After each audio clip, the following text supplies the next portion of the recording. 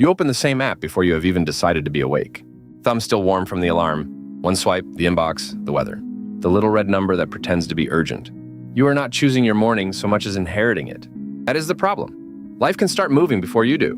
Researchers at the University of Southern California found that 43% of daily behavior runs on automatic habit, not active choice. That should make you pause because it means a huge part of what you call a decision is just yesterday wearing today's clothes. The annoying part is how normal it feels. I did this last week with my own calendar. I opened it to plan the day and somehow spent 10 minutes rearranging a meeting that had already been moved twice. 43%. Not because you are lazy, because repetition is sneaky. So you keep reaching for the same things. Same first check, same route, same reply. Same excuse you barely hear anymore because it arrives dressed like common sense. It feels like preference, but it is often just the groove you have been sanding into the floor. A spoon left in the sink does not look powerful. Put it there every night, and it starts directing the whole kitchen. And that is why the year disappears in pieces, not in one dramatic collapse, in tiny repeated openings. The chair by the desk becomes the place where you avoid the task. The phone on the table becomes the place where your attention leaks. The same coffee shop, the same seat, the same half promises. You are not thinking, I will give away another month today. You just keep taking the same turn. That is the uncomfortable part. You can be moving and still not be steering. Researchers at the Max Planck Institute found something even stranger. In a Nature neuroscience study, the outcome of a decision was encoded in brain activity up to 10 seconds before a person was aware of making it. That does not mean you have no say. It means the story you tell yourself about being a careful chooser often begins after the first push has already happened. And if that sounds rude, good, it should. Most of us like to believe we arrive late to our own lives and still somehow get credit for the whole day. You know this feeling. You reach for the phone before the thought is finished. That little reach matters more than it looks, because once the hand moves, the morning starts making decisions for you. The email gets answered, the tab gets opened. The little problem becomes a bigger one because now it has your attention, and attention is the expensive thing. Not money, attention, the rent for your whole life. So the first shift is not some grand reinvention. Put the phone in another room before you sleep, not as a moral act, as a physical fact. If the first object your hand meets is the one that steals your first hour, then the room is already doing half the choosing. And this is where people get trapped. They think the habit lives inside them like a bad opinion. It does not. It sits in the environment like a chair in the wrong place. Plankin and Wood found that habits are most resistant to change, not because of willpower, but because the environment keeps sending the same cues. Change the context and the habit loses its grip. That changes the whole conversation. Because if the cue stays the same, your best intentions get outvoted before breakfast. Same desk, same background noise, same browser, same pile of papers that has become a kind of furniture. You sit down and your body already knows the path. Open one tab, check one thing, then another. Then the hour's gone and the real task is still wearing its coat. It is like trying to write a new address on an envelope while the post office keeps redirecting it to the old one. Remove one thing that tells the old story. Turn the chair, put the notepad where the phone used to be. Make the first step slightly awkward.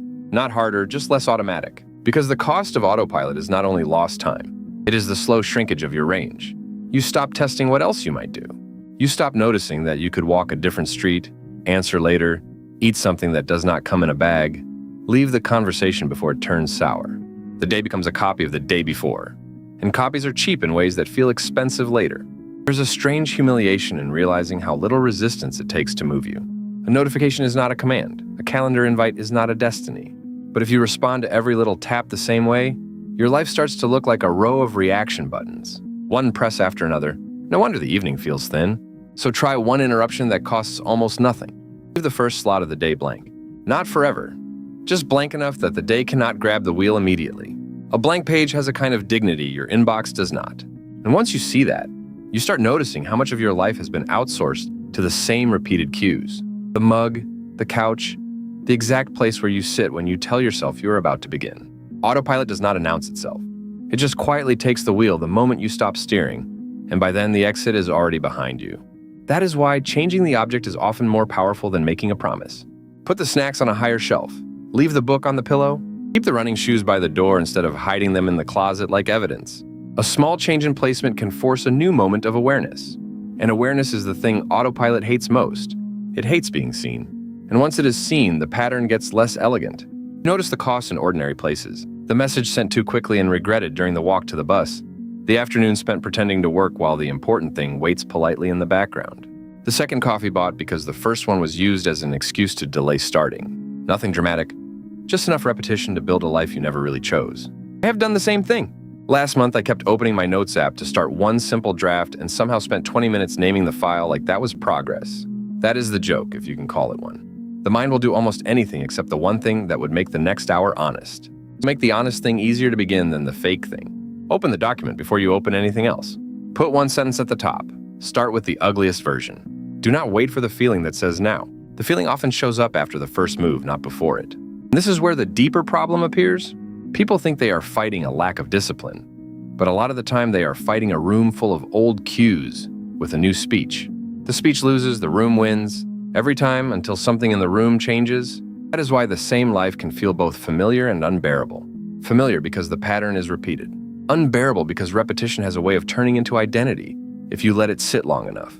You start saying, "This is just how I am," when what you really mean is, "This is how I keep responding to the same setup." And if that sounds like a small distinction, it is not.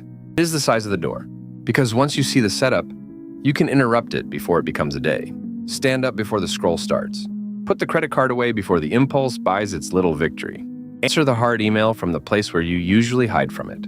Change the order, and the order changes what it can pull from you. Not all at once, not forever. Just enough to prove the wheel is not welded to your hands. That is the part people miss. They wait for a huge moment of self-control, as if the whole year depends on some heroic morning when they finally become a different person. It usually does not work like that. It works more like a stain. One repeated cue, one repeated response, one repeated path, then the stain spreads until it looks like the whole fabric. So break the cue, not your whole life. The cue. Move the charger. Change the route. Put the gym bag by the front door the night before. Delete the shortcut that makes the old habit effortless. A tiny inconvenience can be the first honest boundary you have set all day. And yes, there will still be the moment when you feel yourself reaching for the old thing with the old confidence. That is normal. That is the point. The hand moves before the story catches up.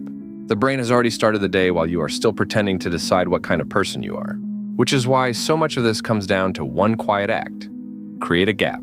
Between urge and action, between cue and response. Between waking up and letting the day tell you who you are. Gap is uncomfortable. Good. It means the old track is not carrying you without permission. You can feel the difference in the smallest places. The unopened tab, the untouched bowl of cereal, phone face down in another room while the room itself becomes less bossy. Nothing about that looks heroic. That is the point. A life is usually not stolen by villains. It is handed over in small, repeatable bargains. And one day you notice the bargain was expensive. You look at the calendar and it is full, but the shape of the week is the same as last week. The same delay, the same half-finished intention. The same quiet surrender to whatever was closest, loudest, easiest. You did not drift through the year. You just kept taking the same exit every morning without noticing it had a name. So name it now before it gets another week for free. Not in a dramatic way, in a practical one. Put the thing that steals your attention farther away tonight. Put the thing you mean to do where your hand will hit it first. Make the first choice of the day slightly harder for the old habit and slightly easier for the life you keep saying you want. Then watch how ordinary the resistance feels. That is how you know it was real.